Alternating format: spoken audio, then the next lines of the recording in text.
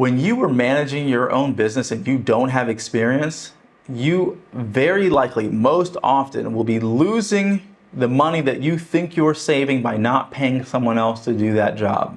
Okay? Because there's two reasons. One, you are probably not going to be as good at managing the things that need to be managed well. One, labor, and two, your food costs. Okay? The other thing is that, and that's on the expense side, but the third thing that you end up sacrificing when you are managing your own business is there's opportunity costs. Okay? You as the entrepreneur are not doing things to grow the business because you're simply managing it. Because you are doing day-to-day things like, right, hiring employees, firing employees.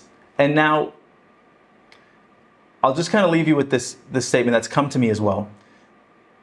You cannot manage that which you don't understand. How can you manage a business that you don't understand?